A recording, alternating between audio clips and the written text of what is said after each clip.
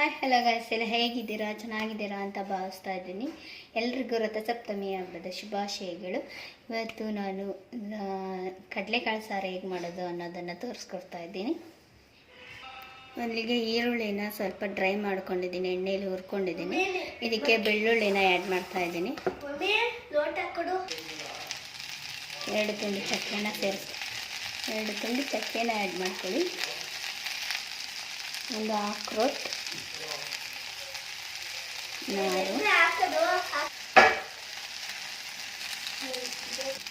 ಒಂದು ತುಂಡು ಶುಂಠಿ, ಒಂದು 3 ಟೊಮೆಟೊನ ಆ್ಯಡ್ ಮಾಡ್ಕೊಳ್ಳಿ.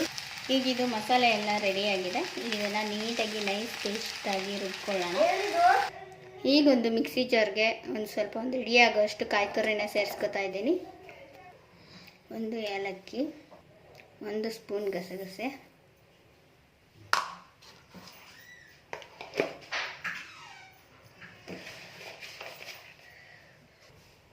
ಧನಿಯಾ ಪುಡಿ 1 ಸ್ಪೂನು,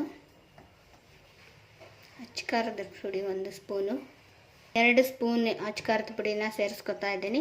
ನೀವು ಖಾರಕ್ಕೆ ತಕ್ಕಾಗೆ ಅನುಗುಣವಾಗಿ ಸೇರಿಸ್ಕೋಬೋದು. ಎಣ್ಣೆಯಲ್ಲಿ ಫ್ರೈ ಮಾಡ್ಕೊಂಡಂಥ ಮಸಾಲೆನ ಮಿಕ್ಸ್ ಮಾಡ್ಕೊಳ್ಳೋಣ.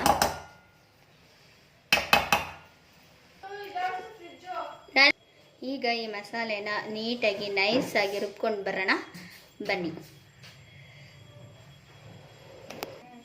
ಈಗ ಕುಕ್ಕರ್ಗೆ 2 ಸ್ಪೂನ್ ಎಣ್ಣೆನ ಸೇರಿಸ್ಕೊಳ್ಳೋಣ.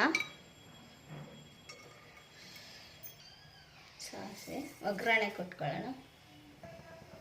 ಜಜ್ಜಿರುವಂಥ ಬೆಳ್ಳುಳ್ಳಿ, ಸ್ವಲ್ಪ ಹಿಂಗನ್ನ ಆ್ಯಡ್ ಮಾಡ್ಕೊಳ್ಳೋಣ. ಕಾಳನ್ನ ಸೇರಿಸ್ಕೊಳ್ಳೋಣ. ಒಂದು ರಾತ್ರಿಯೆಲ್ಲ ನೆನೆಸಿಕೊಳ್ಳೋಣ.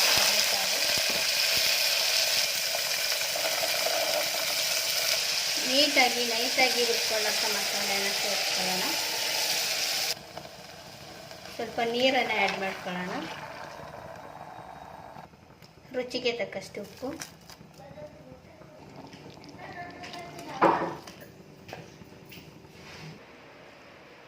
ತರಕಾರಿನ ಆ್ಯಡ್ ಮಾಡ್ಕೊಳ್ಳೋಣ.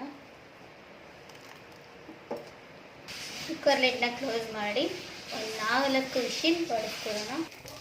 ನೋಡಿ ಎಷ್ಟು ಟೇಸ್ಟಿಯಾಗಿ ಘಮ ಘಮ ಅಂತ ಕಡಲೆಕಾಳು ಸಾರು ರೆಡಿಯಾಗಿದೆ.